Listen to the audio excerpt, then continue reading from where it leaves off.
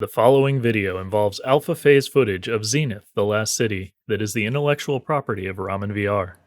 Anything contained herein is subject to and rightly expected to change before even reaching beta without notice to players or public. The purpose of this guide is to provide interested parties and upcoming beta players with an introduction to the game and its potential features in an easily digestible guide. For more information and updates regarding Zenith the Last City, please check out their website or join the official Discord linked below. And while I will attempt to answer questions, I am not a developer for the game and your questions would best be served there. So without further ado, let's get into my Zenith Player's Guide to Essence Mage.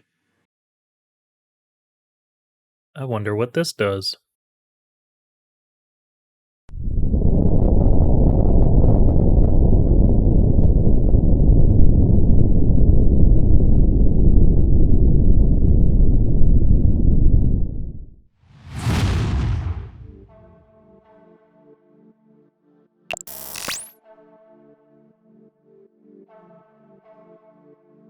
There are a few concepts I want to touch on before we dive into the different Essence Mage roles, and I will cover these here. Essence Mages have insane burst, but this comes at a cost, specifically a mana cost, as Essence Mage uses a mana pool for its abilities.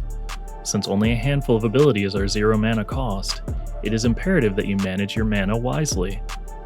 While it is intended for DPS and support mage projectiles to be charged and then released for additional damage, at the time of writing this it does not function properly, and while I expect this to be fixed going forward, most of the video features a spray of projectiles instead of charged shots. Essence Mages recover their projectile charges over a few seconds, so it was cost effective to weave spell use in between emptying your charges. The Essence Mage teleport distance varies based on your role, and do note that the tank teleport has a tendency to start combat if you teleport too close to an enemy and trigger its spirit burn, which in the event that you're trying to break combat or flee, can actually hinder your movement speed for longer. Do note that the teleports can be used in a variety of situations, such as while falling or to fill a gap in climbing. Most of the skills shown in this video are unlocked every 1 to 2 levels up through level 12, and while these may change or expand to include more skill tier rank upgrades as of Alpha 2, all skills are available by this level. Lastly, stagger is the crowd control mechanic used in Zenith, which is triggered by filling an enemy's stagger gauge through repeated attacks and spell use. When an enemy is staggered, they will be unable to attack for a few seconds and will receive dramatically more damage from all sources for the duration.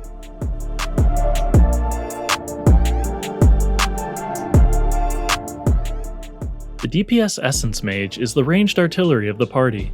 Able to rain down the elements on multiple enemies, they make short work of just about any fight. The DPS Essence Mage has 2 weapon passives. The first weapon passive is Primal Conduit, and this allows you to gain stat bonuses while fighting.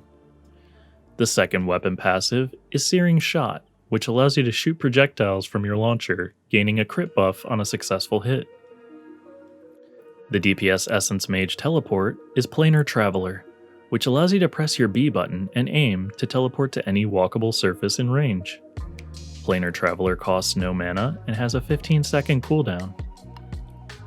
To use the downwards gesture Lightning Strike skill, you will hold your grip and swipe downward, revealing an AoE marker you can place, and upon release this will call down a bolt of lightning to deal a sizable amount of damage to enemies caught within its blast. Lightning Strike costs 80 mana and has no cooldown, making it a decent all-around skill. To use the horizontal gesture Blazing Barrier skill, you will hold your grip and swipe horizontally, revealing an AoE marker you can place. Upon release, this will ignite the area, damaging enemies within its field every second. Blazing Barrier costs 60 mana and has a 12-second cooldown, and while moderately cost-efficient, it is somewhat difficult to place and even harder to keep enemies inside due to its small field size. To use the upwards gesture Pillar of Earth skill, you will hold your grip and swipe upward, revealing an AoE marker you can place, and upon release this will summon forth spikes of earth that will knock enemies back, deal a large amount of damage, and stagger. Pillar of Earth costs 100 mana and has a 20-second cooldown, and while also difficult to place, it makes up for this with its burst damage and crowd control. To use the right trigger Fireball skill, you must hold your trigger, calling forth an orb of fire, which will be thrown at an enemy or target area, dealing AoE damage upon impact, and applying a damage over time debuff to enemies that are hit. Fireball costs 50 mana and has a 4-second cooldown. This is your most cost-effective skill and should be kept on cooldown for maximum damage uptime. To use the ultimate Armageddon skill, you will put your hands together in front of you, hold both grip buttons, and pull apart while letting go of the grips in a fluid motion. If successful, you will summon 4 colored orbs around you that you will grip and throw with your trigger, similar to your fireball. Each orb represents a different element and will perform a damaging attack corresponding to it when thrown. Armageddon costs 125 mana and has an 80-second cooldown. Due to its high mana cost and even higher cooldown, this should be used when a large burst of damage is necessary.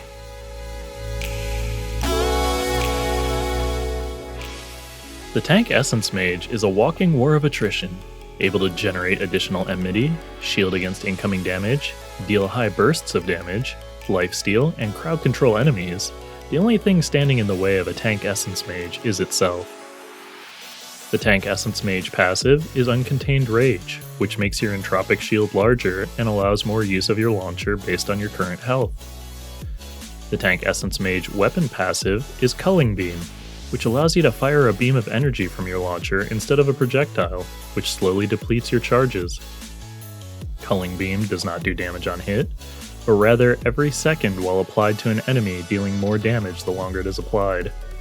Because of this, it is typically not the best way to start combat as a tank when working with others.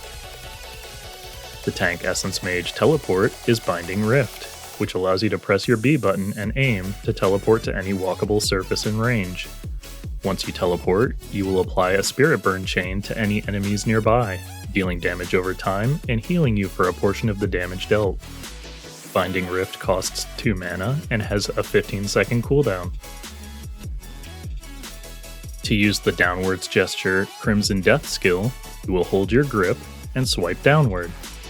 This will summon an AoE pool at your location that grows over a few seconds, dealing damage to enemies caught within. Crimson Death costs 140 mana and has a 20-second cooldown, and at the time of writing this, it also inflicts damage to self, so this is not frequently used at lower levels when damage mitigation and healing is at a premium. To use the horizontal gesture Entropic Shield skill, you will hold your grip and swipe horizontally, adding a shield bar above your HP bar for a moderate amount. Entropic Shield costs no mana and has a 20-second cooldown, and while it does increase in size at lower HP, this is best used as often as you're able, especially before combat to stack up your shield bar. To use the upwards gesture Inevitable Demise skill, you will hold your grip and swipe upward. This will pull all enemies with Spirit Burn chains toward you, dealing moderate damage and stagger. Inevitable Demise costs 100 mana and has an 8-second cooldown, and while this is great for pulling enemies off of allies or re-establishing enmity, do note that this won't affect enemies without Spirit Burn chains attached, so make sure to apply some with one of your applicable skills first. To use the right trigger Reaping Orb skill, you must first hold your right trigger, calling forth a Crimson Orb, which will then be thrown at an enemy or target area, dealing AoE damage on impact and applying a Spirit Burn chain to all enemies hit, dealing additional damage over time and healing you for a portion of the damage dealt. Reaping Orb costs 60 mana and has a 4-second cooldown. This is your most cost-effective and low cooldown skill for applying Spirit Burn chains and should be kept on cooldown for maximum damage uptime. To use the ultimate Supernova skill, you will put both hands together in front of you, hold your grip buttons, and pull them apart while letting go of the grips in a fluid motion. If successful, you will summon a bright floating orb that you will grip and throw with your trigger similar to your Reaping Orb. Supernova on impact will deal a burst of AoE damage by draining your HP at the time of use, making you immune to death for 6 seconds and applying 3 Spirit Burn chains to enemies hit, dealing additional damage over time and healing you for a portion of the damage dealt. Supernova costs no mana and has a 60-second cooldown. At the time of writing this can easily be the highest burst skill in the game. However, due to its additional cost of draining your HP, this will likely be a skill best used with a modest shield up, or with healing incoming until the Spirit Burn lifesteal has a chance to take effect.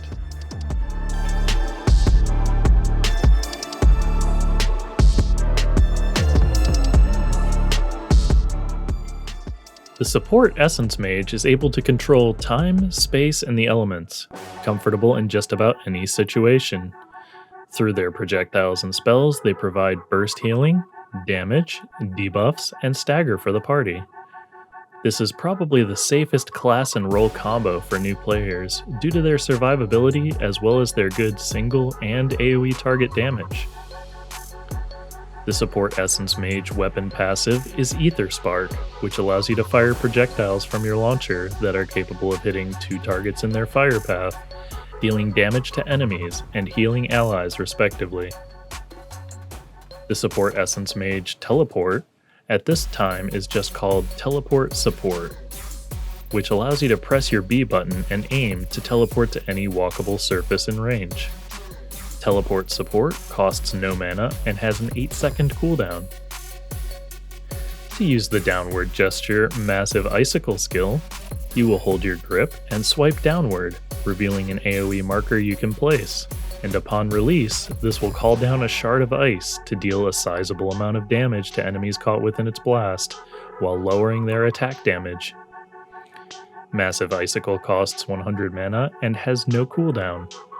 Due to its damage debuff, this is a very useful skill in all situations. To use the horizontal gesture Wind Wall skill, you will hold your grip and swipe horizontally, revealing an AoE marker you can place, and upon release, this will summon a small current of wind to the area, stopping projectiles and slowing enemies that enter it. Wind Wall costs 50 mana and has no cooldown, and while potentially useful for mitigation, it is somewhat difficult to place and even harder to keep enemies inside due to its small field size. To use the upwards gesture Erupting Spring skill, you will hold your grip and swipe upward, revealing an AoE marker that you can place, and upon release, this will summon a torrent of water, healing allies immediately and each second thereafter, while dealing a large amount of stagger to enemies. Erupting Spring costs 120 mana and has a 15-second cooldown, and while also sometimes difficult to place, it is worth the time and effort for its large healing and crowd control potential. To use the right trigger Hydrosplat skill, you will hold your right trigger, calling forth an orb of water, which will be thrown at an enemy or target area, dealing AoE damage to enemies and AoE healing to allies upon impact. Hydrosplat costs no mana and has a 10-second cooldown. Due to its good damage, good healing, and no cost to use, you should keep this on cooldown as often as it is available. To use the ultimate Time Slow skill, simply grip your left trigger. Time Slow will create a bubble at your current location, which will slow down enemies and their attacks within the field for a short duration. Time Slow costs 120 mana and has a 60-second cooldown. Due to its moderate cost and small duration, this is best reserved for emergency situations or when fighting multiple enemies by yourself or with a party. Thanks for watching, future Zenithian. I hope you found this guide useful, and to see more like this, make sure to subscribe. Also, check out the other videos I'll be linking below. If you want to support the channel, smash that like button, and I'll end this video with a couple Essence Mage clips from the Alpha 2 testing. Ah! Yeah, this thing is literally focusing me. That's intriguing. This thing is looking dead ass at me, my dude. I am tanking the gatekeeper. I am the gatekeeper's gatekeeper. Look at me! Look at me! I am the tank now! Yeah. Oh god, I was the tank. I was the tank. So this boss does damage over time in a huge area, as you can see. So you have to be careful to watch your health, and if you're a tank, you have a fair bit of survivability, so you might be able to withstand it. But if you're not a tank, you should be standing on the edges of the room, so as to avoid any incidental damage from the AoE.